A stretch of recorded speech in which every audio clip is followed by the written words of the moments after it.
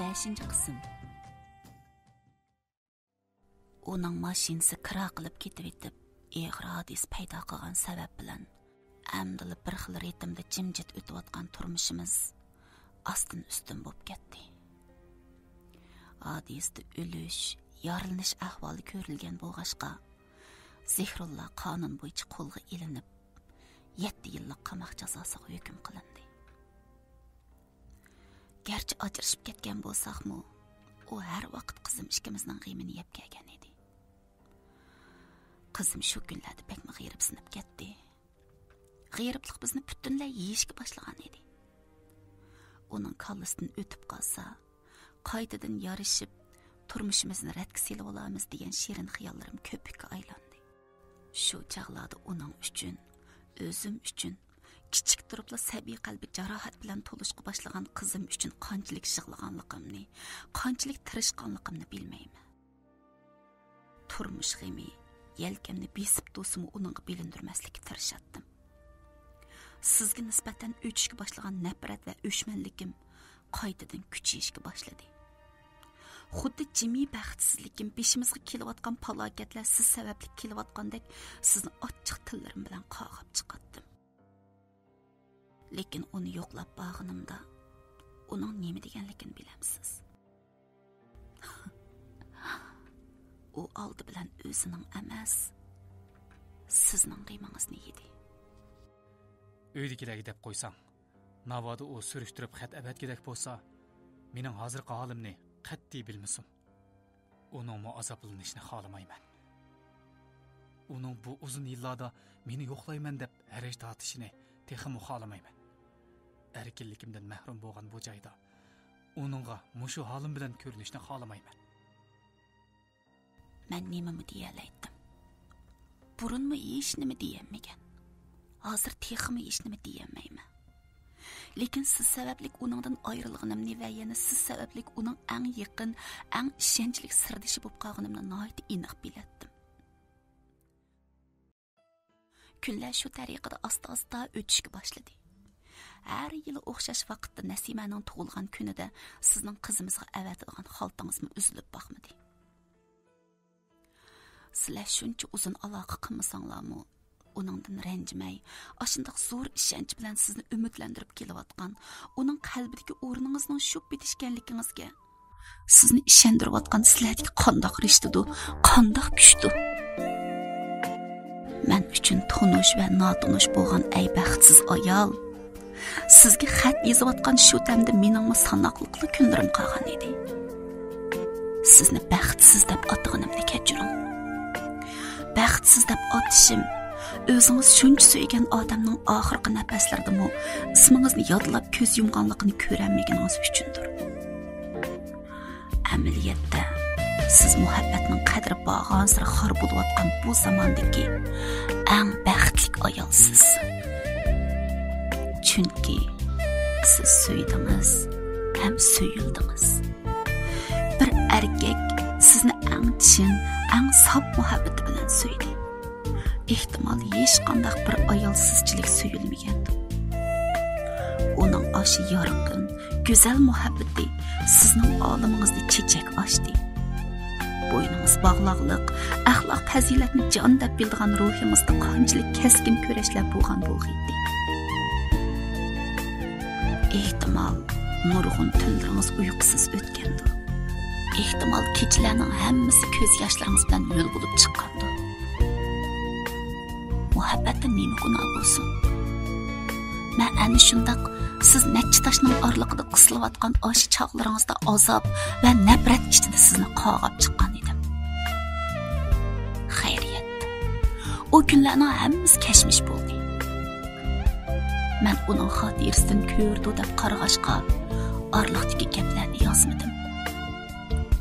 Hayotimda nurg'un kechalarni sizga hasad qilish bilan, avas qilish bilan, nafratlanish bilan, g'azab va o'chmanlik bilan o'tkazibdiman. Amda qarasam, bu hayot mushunchiliklashgan. Biz intilgan xushallik, baxt deganlar simob sharchisiga o'xshaydi ekan. Uni olqinimizga olmoqimiz asli tasik. Olqinimizga olgandan keyinmi salla diqqat qilmasak, ko'z oldimizdan birdamdala g'oyib bo'lib ketadi. Bizni talpindirgan, bizni vasvasiga solgan orzu-armonlarimizga ergishib, o'zimizning yana bir ishga kelib qolganimizni tuymayli qolganmiz. Bilib turibdiman. Sizning qalbingiz yili ham uni yod etib kelyapti. Oxirgi bu kunlarimda intayin muhim bir ishni qilishim kerakdek yoram bo'ldi. Xiyol qildim. Siz esimga yetganda, onda nima qilishim kerakligini bildim. Qizim ota-onasiz qari yetim bo'lib qolish oldida turibdi. Shu holda mening asiyatim, oshi bir tal bechora qizimda, yolg'izimda, ko'z qaramda qolgan edi. Ehtimol u o'qish bitirguncha sizni izlab beribmi qola. Qizimga dadasining sizga beg'ishlab yozgan kundalik xotirasini toptirib o'qidim. Bu xotirani u qazo qilgandan keyin bir qitim o'qib chiqqandim. Shu chaqda necha kungacha yig'lab shurgashga qizim nalagidir yo'shirib qo'ygan ekan. Bu xotira egisiga sizga tegish kerak edi. Shuning bilan men sizga xat yozdim. Qo'llarim titrab, oxirgi nafaslarim qisilib tursimu, qizim qo'limdan qalamni takror tortib olsimu, men bu xatni yozib chiqdim. Sizga bo'lgan o'shmanligimni na bir timimni yo'shirmadim.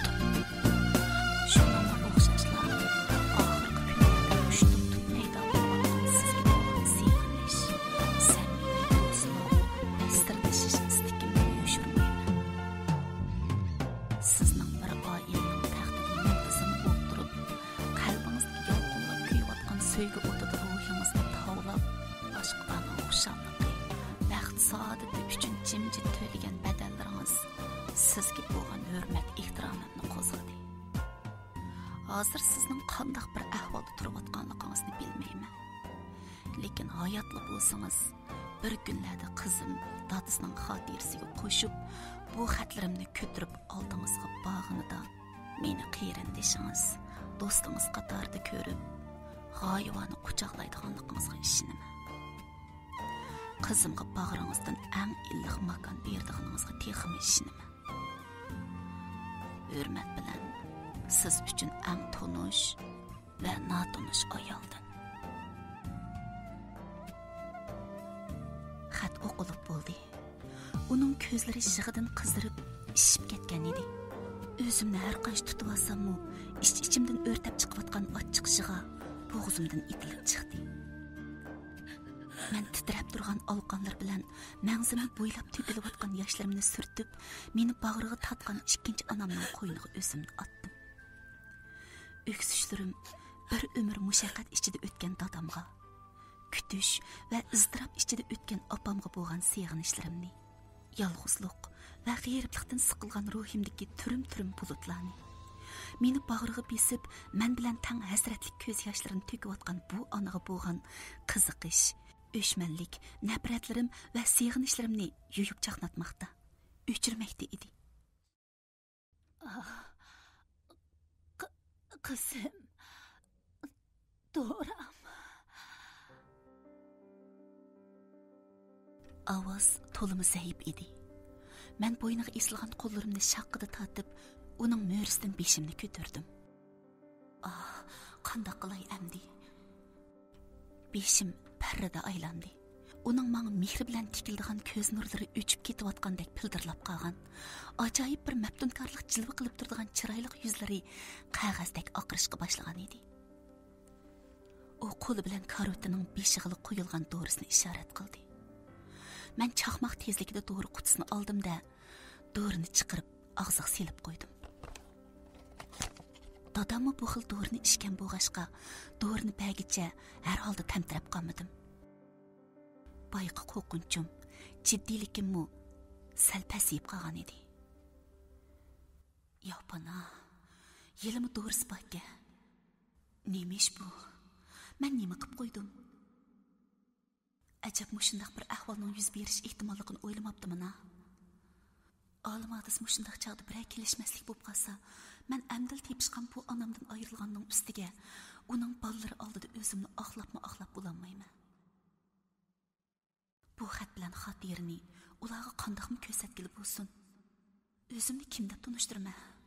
Ularning külpətlik bədəlləri hesabıga tizilgan axloq güldəstəsinin bərgi көз aldımdala sarğıyıb tökülməmdi. Ay hayat, özün saqlağıysa ularning güzel sırlarını. Xiyallar hər bir səzgülərimni bir qitimdən noqub, silkib ötkəndə, özümni bu anamga bağan sır yaqinlab beriyotganda his qilatdim.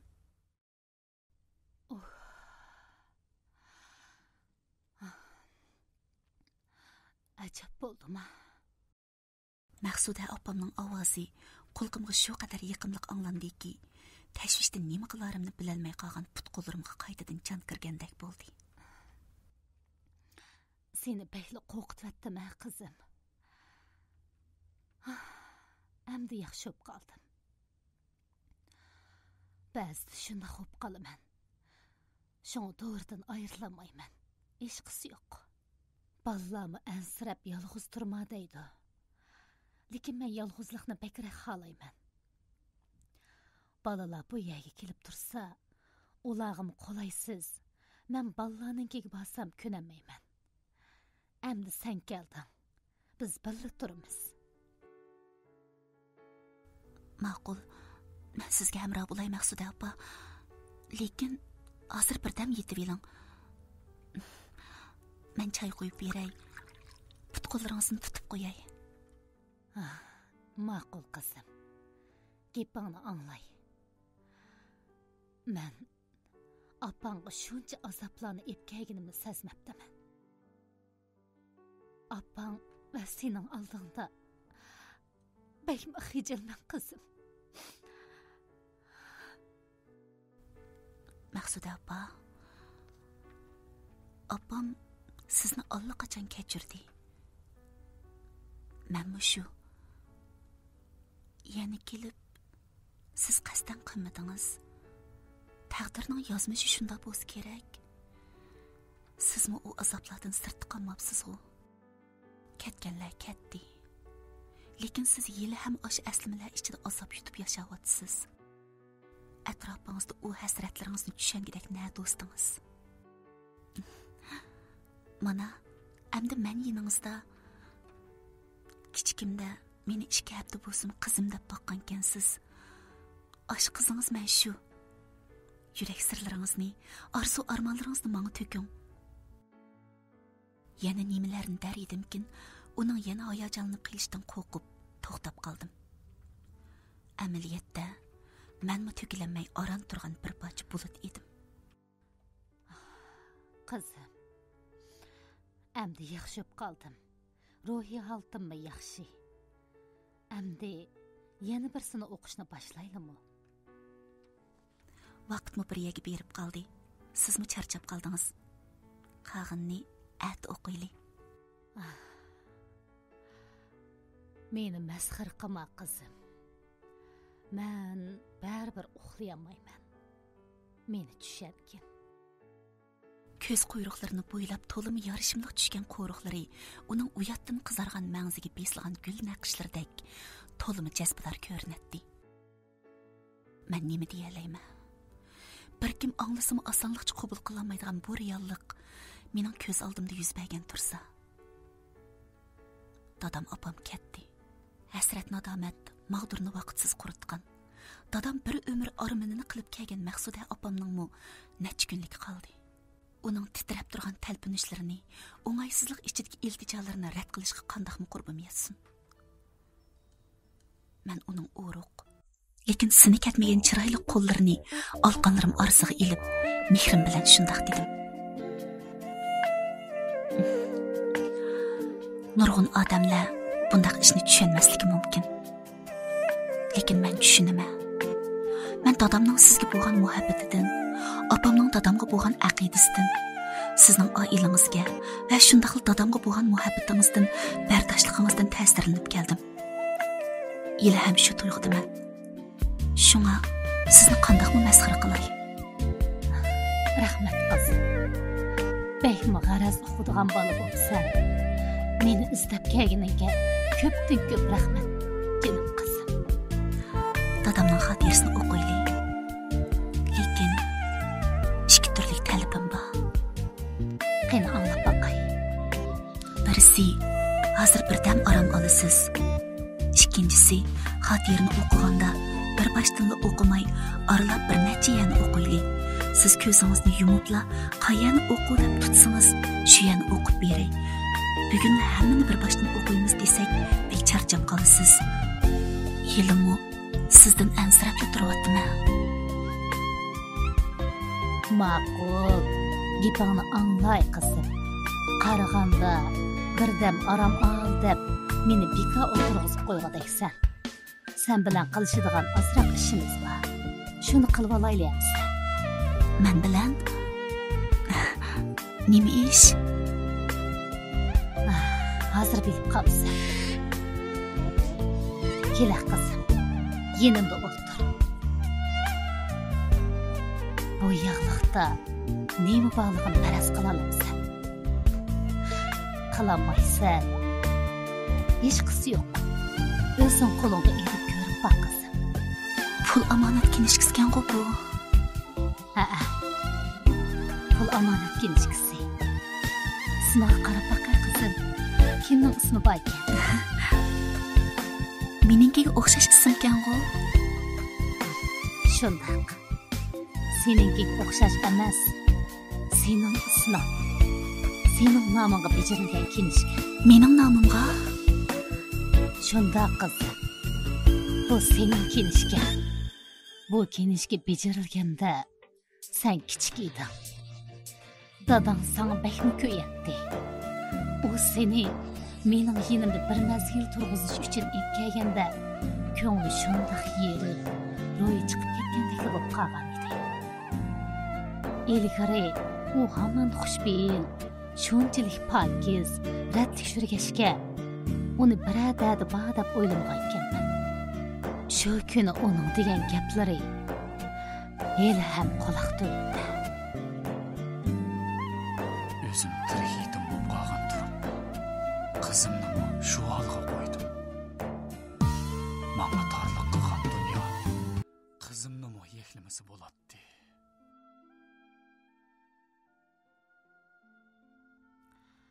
Men shundala uning kulgisining orqasiga yoshirinib yotgan qalbidagi jarohatlarning ig'irligini his qildim. O yan bu yandan gap ko'chilab yurib, uning ishlarining degandek yurishmayotganligini bilib oldim. Lekin o chandurmaydi. Yordam qilay debmi yordam qilolmaydim. Chunki uning g'ururi intayin kuchli. Axir qo'zig'imga bir jin kirdi. Seni ep ketgili keladiganda onunga nopsingni og'ash kelishini aytdim. U albatta nimaga ishiltadiganini necha qitim so'rdi. Men ko'paytib bir nusqa saqlab qo'yay deb gapni tugatdim. Shuning bilan sen uchun bu kinishkini bejirib har oyda pul qo'yib maqdim. 15 yilcha vaqt bo'ldi-ku deyman. Dastlabda 50 qo'ydim. Keyingi kunlarda 100 qo'ydim. Bu kinishkini o'zimdan boshqa hech kim bilmaydi. Sana berenmey o'tib ketadigan bo'ldim deb ansiragandim. Navodi sen kimmisan? Ömrümning oxirida buni paravalliq o'rinlarga topshirib bermoqchidim. Qizim, meni qanchalik xush qilib etganini bilmaysan hozir. Maqsuda opamning og'ziga qarabli qoldim. Uning yoshli g'irlab turgan ko'zlarida dadamning siymosi yaltiraydi. Muhabbat. Nima degan muqaddas, nima degan go'zal tuyg'ular. Savoqdoshlarimning muhabbat dardi deb kunlab dars tashlab, salpiyib, sarg'iyib, bir haftalardan keyin hech ish bo'lmagandek yangi bir o'tni tutashtirib yurishlarini qandoqmi muhabbat degili bo'lsin. Bildimki, haqiqiy muhabbat yurakning eng chunqur qatlarida pishib voyaga yetib, dilda yotlandi. Hijron muhabbatni tovlasa, azap çağıntıdı. Kızım, nima o'ylayapsan? Bu kenishga sen qabul qilinmag'dak emas. Bu sangla atalgan. Öz vaqtida dadang bir qiyinchilik uchraganda men bu kenishkining gapini qilgandim. O unutmagan edi. Dadang haqiqiy bir erkak qizim. Onundan faxrlansang bo'ladi. Men hech qanday o'ylamadim Maqsuda appa. Ta'sirlanyaptım. Dadam opamning xotirasini o'qiganda hayajonlanib, necha kungacha qo'lim ishga bormagan. Sizlarning unsiz muhabbatinglar meni hayron qoldirdi. Menga ashunday muhabbat nasib bo'larmi deb o'ylab qoldim. Nasib bo'ladi. Lekin sen men tatqanni tatib qolma qizim. O azapning tegi bek cho'nqur. Bekli cho'nqur. Kenishga yanala sizda turib tursin. Keyin bir gap bo'la. Men yaningizda botirsam. Ya qizim, men xotirjam bo'lay. Hozirdan boshlab o'zing saqla. Ati bankaga chiqib qaytadan to'liqlab qo'yaylik qizim. Endi xotirni o'qib bersang bo'la. Ma'qul. Boshlaylik.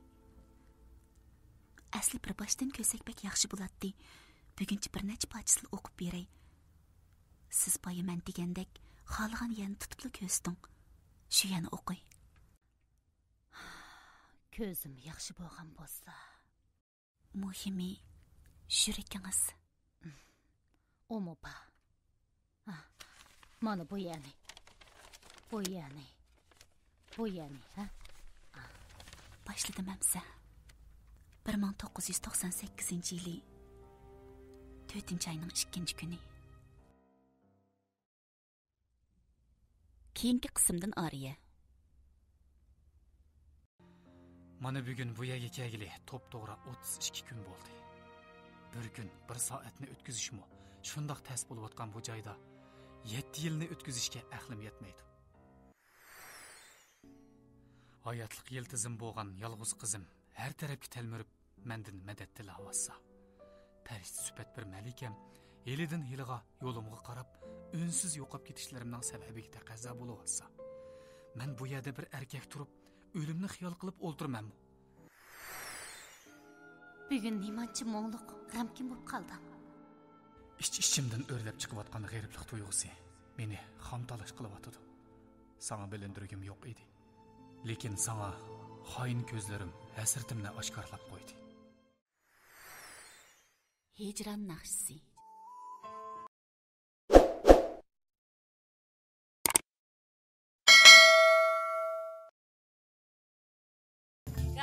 Oltinchi qism. Quyosh nurini shundoq seg'indim. Bu yerda arlab shamoldashga chiqqanda ishlaganni ko'rib qoladigan quyoshmi? Menga muallaqda esib qo'yilgan yo'g'on lampochkadek tuyuldi. Qoida u yo'g'on lampochkaga ko'ngilsiz qarab, quyoshning soyasi deb qo'yman. Quyoshning soyasi degan gapning qandoq bo'lib kallamga kirib qolganini eslayolmayman. Faqat qaranglashgan tuyg'umda men o'lganda quyoshmi o'lgan degan bir so'z hamon esilib turdi. Ehtimol men quyoshdan burunla o'lgan bo'lishim mumkin. Mumkin emas. O'lgan ota-onam meni tirik yetimlikning qora jangiliga tashlagandila men o'lib bo'lgan edim. Keyin qandoqlarcha tirilib qoldim bilmayman. Ehtimol sening ovozing qushtim tutla hayotimning ko'znaklariga urilganda tirilib qolgandim. İkinci qitim bu yerga kirib erkinligimdan mahrum bo'lganda men yana bir qitim o'lgan edim. Lekin hozir men tirilyapman. Ruhim tirilyapti. Yana shu sening tatliq ovozing bilan.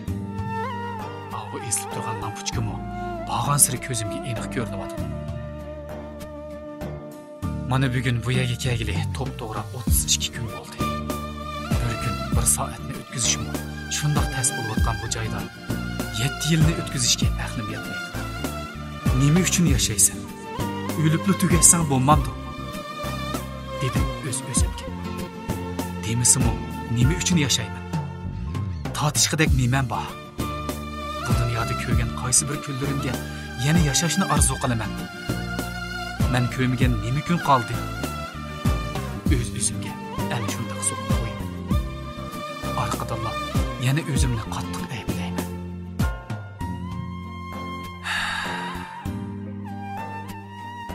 Bo'pti. Ey sabrsiz odam. Hayot demak azob demakdir. Yashash demak ko'rash demakdir. Ko'rashning qaysi biri g'alba bilan o'tgan? Sening nadomatli kunlaringning arashlariga singib ketgan quyoshning tatli tabassumlarini esga ol. Tunlaringga nur berib kelgan sevgingning vujudingdan ta hozirgacha o'chmagan larzini unutma. Uning ovozida do'lqinlanib ketayotgan shirin tushlaringdan voz kechma. Men ashundaq so'zlarim bilan o'zimni beslayman. Ehtimol u so'zlarni nurg'un qitimlab degandaman. Har qitim ashundaq o'z-o'zimni aldashga boshlaganimda sening tabassum bilan yenimda qarab turganingni sezaman. Shuning bilan barliq azoblarimni birdan bo'lsin unutib, sening oppoq ko'ynak ichidagi talchiviqdek bo'ylaringga mastonalarcha tikilaman. Ko'zlaringdan, yo'q, yuragingdan o'zimni istayman. Bu izdash ko'pincha menga umidsizlik elib kelsa-mu, yanada izlayveraman. Yuragimning eng pinhon joylarda sham tutib turgan birini o'zim deb o'ylayman-da tasalli topaman. Mening kunlarim ana shundoq o'tadi. Agar hayotimda sen bo'lmagan bo'lsam, men allaqachon o'lib olgan bo'lar edim. Shunga seni hayotim deb atadim, ey hayotim. Men oldingi xotiramda men bilan bir kamerada yotganlarni qisqacha tunishtirib o'tgan edim. Men kirgandan buyon kamerdoshlarimdan nechisining menga o'zini toza bir ko'rsatib qo'yg'isi kelgan bo'lsa-mu, fursat topolmay kelgan edi. Ancha-muncha ko'rsatib kelayotgan nochiliklardan texi rozi bo'lishmayotdi. Oqshom ular oxiri menga saboq bermoqchi bo'lishdi. Mening unsiz yurishlarim o'zini bu yana xo'jisi deb olganlarga tegishli iltifot ko'rsatmaganligim bor kelgan bo'lsa kerak. Mening diqqat qilmagan vaqtimdan foydalanib, xotiramni ilib olib, meni masxara qilishdi. Ular mening avval qo'l tekkizishimni kutib o'tirdi. Shunday bo'lganda, ular shu bahonada yetkicha adabimni beraydi. Ularning kutgani bo'ldi. Ularning haqoratli gaplariga chidadi. Sabr qachon to'lgan edi. Biz qattiq urushib ketdik. Menmi uncha bo'zaklardan emas edim. Kichik turiblar boshdan kechirgan sargardonlik ko'chasidagi turmushim menga bo'zak bo'lmasligini o'rgatgan edi. Ular mening bo'zak emasligimni, mushtumimning allaqachon pishib voyaga yetganligini bilishdi. Biz toki turmush soqchilari yurab kelib, ajratgandilar bo'ldi qilishdik. Soqchilar bizni besiq turib o'tib chiqib ketgandan keyin nima bo'lganligini tasavvur qila olamsan. Hammamiz komanda bergandeklar o'rinlarimizdan chachrab turishib, jimjit o'ltirishdik. Ondan bir-birimizdan afo so'rashdik. Balkim hammamiz ashu bir qitimliq mushpashvarlarimizni oymay ishiltib olganligimiz bilan yeniklab qolgandimiz. İçimizga yig'ilib qolgan hasratlarimiz ozroq bo'lsa-mu yengillab qolgandi. O'zimizning yanala erkak ekanligimizni ashu kichkina bo'shliqda namoyish qilib olgandimiz. Sening turimiga kirganlarga qanday qaraydiganligingni bilmayman. Shu sababdan o'zimning bu mudeyish joyga kirib qolganligimni sana bir umr bildirmaslik qaroriga kelgan edim. Qalbimdagi obrazimning o'valishib ketishidan, meni masxara bilan, mansitmaslik bilan asga elishingdan qo'rqatdim. Seni shunda qiladi deb ishonmasammi, yanala tashvishlandim. Balkim tortgan kulfatlarim o'zimga bo'lgan ishonchimni so'rib o'tgan bo'lsa kerak. Bilamsan oqlolam. Men bilan birga yotganlarning hammasi shu qadar dardlik ekan. Ularning ichida 10 yildan ortiq yotadiganlarmi bor? Mendan oz yotadiganlarmi yo'q deyarlik. Hammasi jafo mushaqqatni yetkish tortganlar. Muhtojlik, bilimsizlik, amalsizlikdan chiqish yo'li topolmay qorong'u ko'chalarga kirib qolganlar. Menga o'xshash tasodifiy hodisalar tufaylidan yetayotganlarmi bor? Ularning dardlarini anglasang, ulardan bakrak yig'lab selishing mumkin. Biz qorong'u kamerada yotqandan beshimizni chiqarishib yetishib, qismatlarimizni so'zlashdik. Alamli xo'rsinishlar, ochiq bilan aytilayotgan haqoratli tillar, yostiqni yo'llayotgan ko'z yoshlar bizni bir-birimizga mahkam bog'ladi. Meni mahkam chirmib olgan o'lim tuyg'usi asta-asta yiroqlab, ümidsizlik, g'iriblik, tanholik yuragimga challab turgan o'g'larni yig'ib olishdi. 10 yildan ortiq yotadiganlarga qaraganda mening vaqtim qanchalik edi. Erkak qo'man oxir. Hayotlik yiltizim bo'lgan yolg'iz qizim har tarafga telmirib, mendan madad tilavassa. Farishta sifat bir malikam yelidan yiliga yo'limga qarab, unsiz yo'qab ketishlarimning sababiga taqozo bo'layotsa.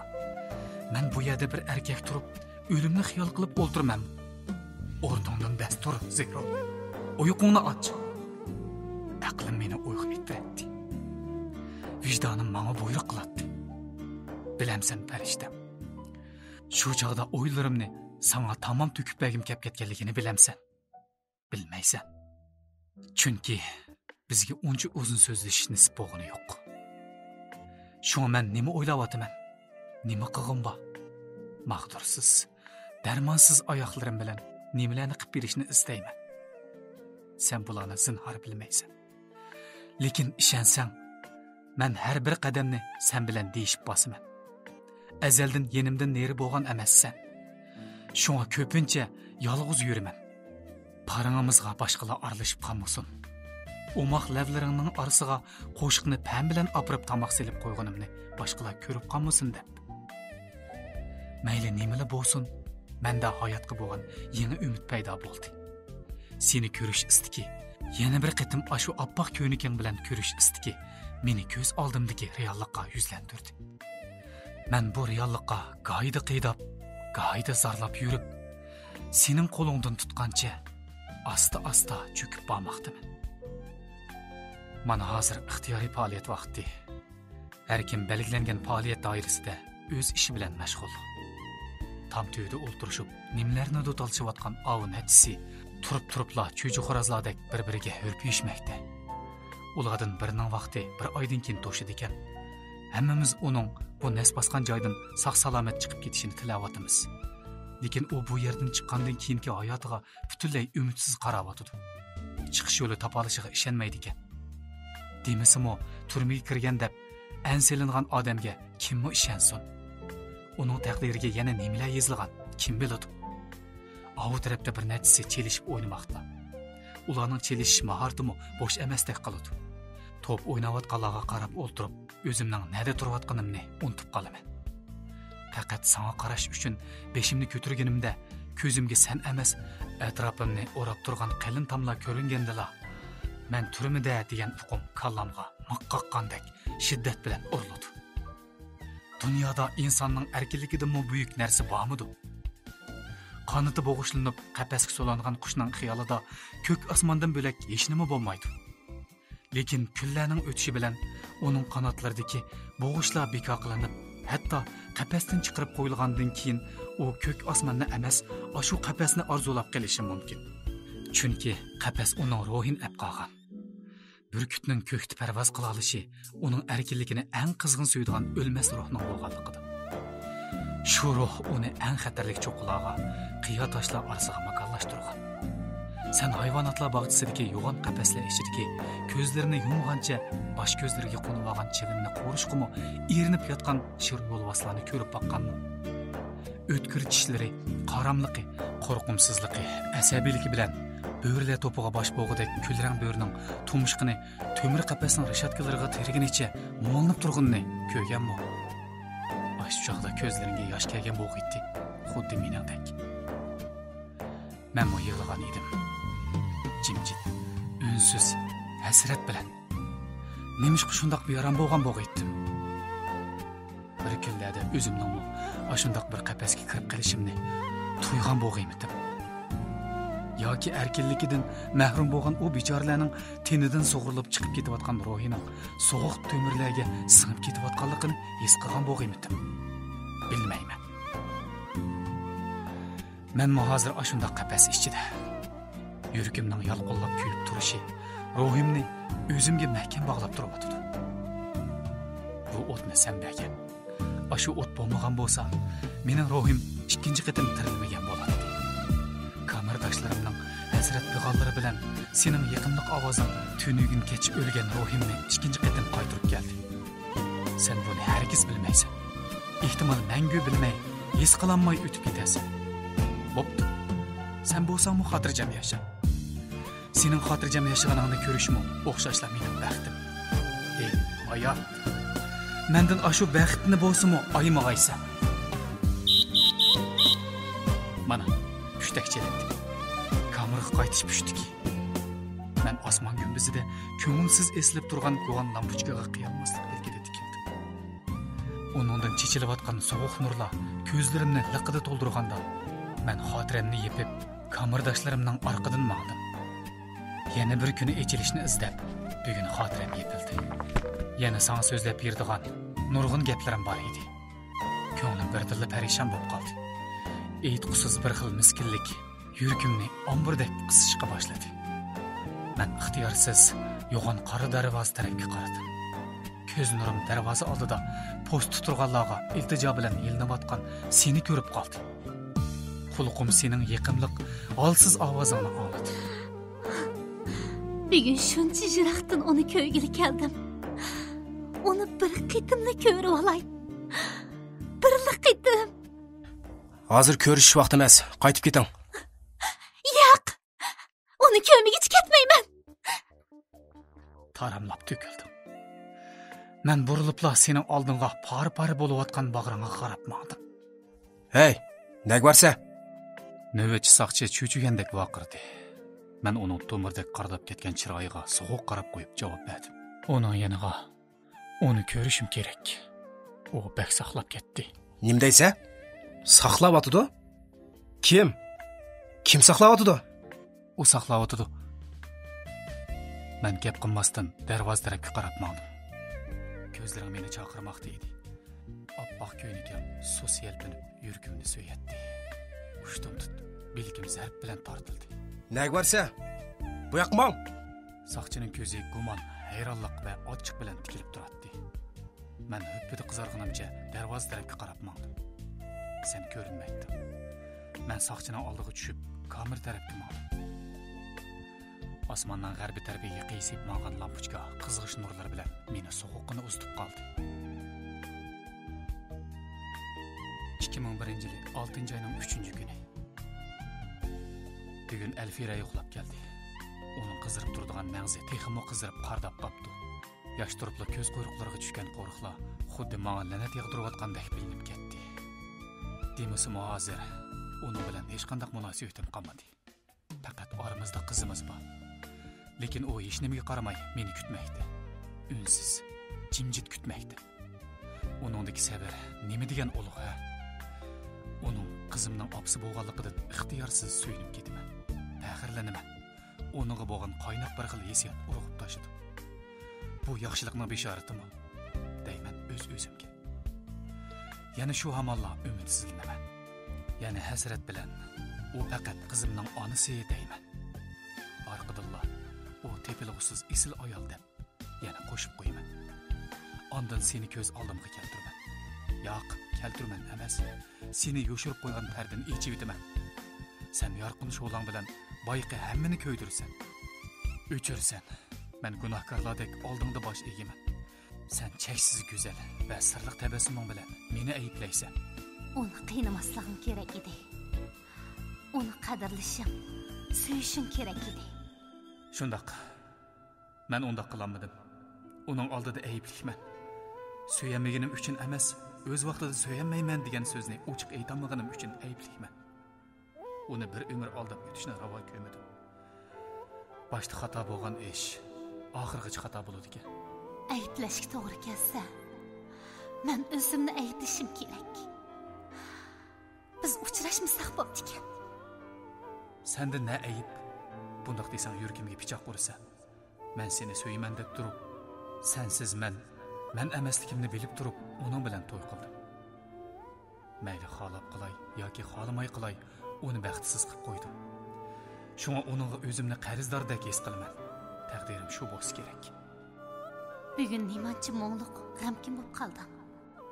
İç-içimden o'rlab chiqayotgan g'ariblik tuyg'usi meni xomtalash qilyotdi. Sana bilindirgim yo'q edi.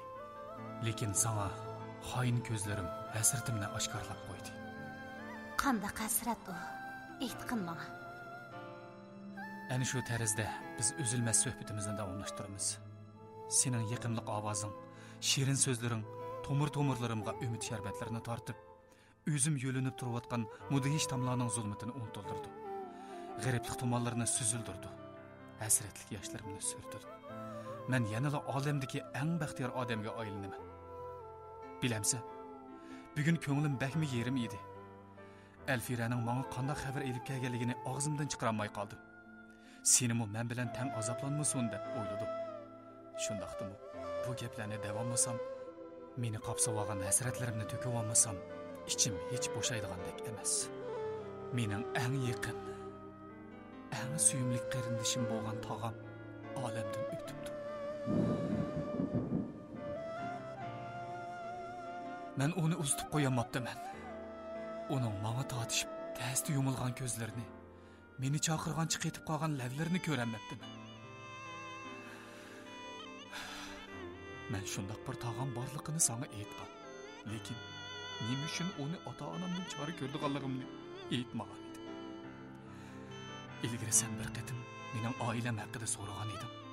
Balkim bolaliqim haqida aytgan ko'ngilsiz gapimdan qiziqib so'ragansan. Men endi aytib ber. Ahlimni bilgan vaqtimda oilamiz yomon emas turmush kechirib kelgan ekan. Men bu ota-onamning xeyli e'tiborliq bolasi bo'lganligimni nurg'un qatim seg'inish hasrat bilan eslaganman. Hamma ish ashu qimardan kelib chiqdi deb o'yladim. Dadam qandoq bo'lib uyg'onib qoldi ekan, qimar o'ynaydigan bo'lib qopti. Dastlabda ozroq o'ynabdi. Keyincha uturgan narsalarni qaytarib olish istigida o'ynaverib, qimarga beshchilab kirib ketibdi. Utgan vaqtidan uturgan vaqti ko'p bo'lg'achqa uyimizda barbara jidal qurmas bo'lib qoldi. Ular parang arsida menimi tishlab tortib, xuddi men tug'ilmagan bo'lsam, har ikkisi baxtli yashaydigandek, mening bo'lishim ular uchun ig'ir bir kishan bo'lib kelayotgandek foydasaydigan bo'lib olishdi. Ular meni kichik, bilmaydi deb qarab, ochig'ida deyishgan u gaplarning mening sabiy, yumron qalbimni qanchalik azoblaganligini his qilishmaydi. Dadam o'tirganning dardini oraqdan olgandan sirt bizdan olatdi. Uning masolatga kirganini ko'rsam, yuraklarim selib, burbulonga tiqilib ketdim. Ashundoq kunlari ularning meni unutib kelishini, mendek bir bolasining bo'lganligini butunlay unutib ketishini tilaydim. Yig'lab turib tilaydim. Bir kuni uyimizga bir necha odam keldi. Dadam ko'rinmaydi. Ular opamga nimalarni degan edi. Opam tov deb vaqirab paransib ketdi. Orqadan uy tortib yig'ladi. Men opamning chalvaqib so'zlashtirdim. Uyimizning quturib-yetilganligini angladim. Aslida dadam opamning hali o'qiti toza yaxshi bo'lmay, aran-aran o'tayotganda uyimiz biroqla so'rilish oldida turibdi. Qanday qilamiz? Opamdan yana men tayoq yeydigan bo'ldim. Ular yana meni sen ol desa, sen ol deyishib, meni xor qilishadigan bo'ldi. Yurkim muzlab ketgan edi. Birdilla hammadan royim qaytdi. Opamning ochiqini mendan chiqardiganligini, uning ochiq tillashlarini ko'z oldimga keltirdim-da, hech kimga hech nima demasdan chiqib ketdim. Baribir yetim bo'ladigan gapgan bu. Menga o'xshash ko'chaga yetirilgan bolalarning borar turar joyi aniq bo'lsa kerak. Men sargardonlik ko'chasiga oyoq besib uzun o'tmay bu ko'chadagi bir necha bolalar bilan tanishdim. Yeshim hammadan kichik edi. Chiqishlarga yaramasam, ular meni chetga qoqmadi. To'q, pokiz yuramasam, ko'ngil ozorligi bilan yuratdim. Yumshoq yerda yotolmasam, qo'liqim tinch, xotirjam uxlay olmaydim. Ba'zida turiblar, opamni izlab kelib, meni tepib olishini orzu qilib qoladim. Yana darhol bu shirin xayoldan voz kechdim. İzdeb kelsim, ketmang. Qechib ketaman deydim o'z-o'zimga. Ularning meni izlab tepib olmasligi mening ota-onamga bo'lgan nafratimni texmi kuchaytdi. Shuning bilan men bu shaharda turishdim, zerikdim. Yuragimni barbara muzlab ketayotganligini his qilmoqda edim. Yeshimga mos bo'lmagan holdagi bir xil o'chmanlik, nafrat o'ti butun tenimni yonmaydi. Kuydiradi. Sergerdan bolalardan biri bu yerdan boshqa shaharga berib beqish taklifini berganda, men oxiri ikkilanmasdan ovoz qo'shdim va ketib qoldim. Ota-onam bilan bo'lgan orliqim yiroqlashgancha, ularga bo'lgan o'shmanligim shuncha kuchayib borardi. Men Sergerdan do'stlarim bilan udul kelgan yerda yetib, qiyiqil so'qil bo'lib yurib, kunlarni to'limi ta'sida o'tkazib yurdim. Qish kunlari kunimiz bakmi ta'sida o'tadi. Men kichigimdan ziyoda qo'rqinchoq o'ginib qolg'achqimi, ba'zi bolalardek yanchiq oqtirishni zodil qamlashtirolmadim. Ikkinchi qitim tutilib qolib, qattiq tayoq yegandan keyin, uchinchi qitim haqning yanchiqiga qo'l uzatib boqmadim. Shundan keyin men oshxonalarda bir vaqt tomoq uchun ishlab yurdim. Mendek bir kunlik qo'saq uchunla bekor ishlaydigan odamga ancha-muncha ish chiqib turadi. Ba'zida hunarlik bo'lib qolsam degan tomonimni qilib qolatdim. Lekin hunar ugundigan yerga meni yaqin keltirmaydi. Ko'mir to'shiydigan, o't qalaydigan, yundi to'kadigan, suv to'shiydigan, ba'zida qoch yuydigan ishlar mening ishim edi. Ko'chada qolmaganimga qish vaqtlari oshxonaning bir bo'limidan yotqadek o'rin chiqqaniga xush bo'lib ketaverdim. Insofliqroq xo'jayinlar bo'lib qolsa, menga ich og'rib, yet bayramlarda qo'limga pul beradi, kiyim-kechak beradi.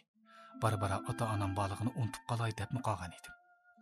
Ota-onalarning qo'liga esilib ketayotgan yoki oshxonalarga kirganda xohlagancha erkilab, uni-buni buyurtayotgan bolalarni ko'rganda, ixtiyorsiz ko'zlarimga yosh keladigan ojizliqim allaqachon mendan uzab ketgan edi. Ashundoq yurib, har bir minutni, har bir ig'ir kunlarni sanab o'tkazgan 4 yilning bilinmasdan yenimdan o'tib ketganligini to'ymayli qoldim. Keyingi qismdan Ariya. Ularmi meni izlagan bo'lsa, tog'amdek tepa oladi. Lekin biror qitim meni bir balam bor edi deb izlab boqmadi. Ota-onam bilanmi boshqa tuqqanlar qatorida shundoqla bir ko'rishib bo'ldi qildim. Tog'am mening birdan-bir sirdishim edi. Cho'ng bo'lsam, men hargiz dada bo'lmayman degan sodda, ammo hasratlik so'zlari esimga keladi-da, yuragim birdilla muzlab ketayotgandek bo'lib qoladi. Hijron naqshisi.